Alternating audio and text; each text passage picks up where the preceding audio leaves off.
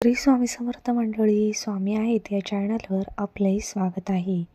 पहा, आपण काही कारणानिमित्त प्रवास करत असतो.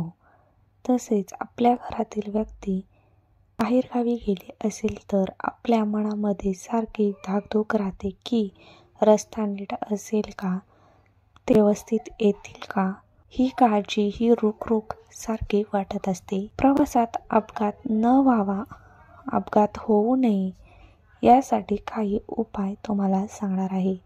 तर हे उपाय कोणते हे पाहण्यासाठी व्हिडिओ कुठेही स्किप करू नका, पूर्ण पहा. सर्वप्रथम तुम्हाला जर बाहेरगावी जायचे असेल तर आदल्या दिवशी स्वामी केंद्रामध्ये जायचं आहे. स्वामींना प्रार्थना करायची आहे की स्वामी, आम्ही उद्या प्रवासाला जाणार आहोत, तर तुम्ही आमच्या सोबत यावे ही विनंती असे बोलून दर्शन घ्यावे.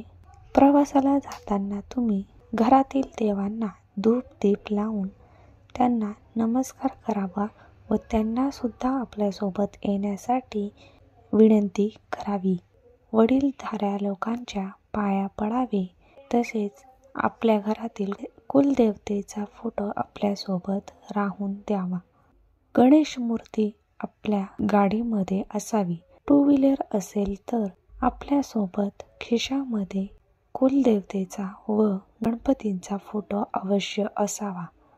त्यासोबतच एक महत्त्वाची वस्तू मी तुम्हाला सांगणार आहे, ती नेहमी तुमच्या सोबत असावी. ही वस्तू जवळ ठेवल्याने कोणतीही वाईट गोष्ट आपल्यापर्यंत येत नाही, आपली त्यातून सुटका होते. ही वस्तू म्हणजे पांढरीची काठी. ही अतिशय दुर्मिळ अशी आहे, तिचे महत्त्व खूप आहे. पांढरीची काठी नेहमी सोबत ठेवल्यास साप, विंचू, हिंस्र, पशु पक्षी, प्राणी यापासून संरक्षण होते. पांढरीची काठी शत्रूंपासून संरक्षणासाठी सोबत ठेवावी. पूर्वी तप साधनेसाठी बसताना ऋषीमुनी आपल्यासोबत या पांढरीच्या काठीचे कुंपण करत, यामुळे त्यांचे हिंस्र प्राण्यांपासून संरक्षण होत असे.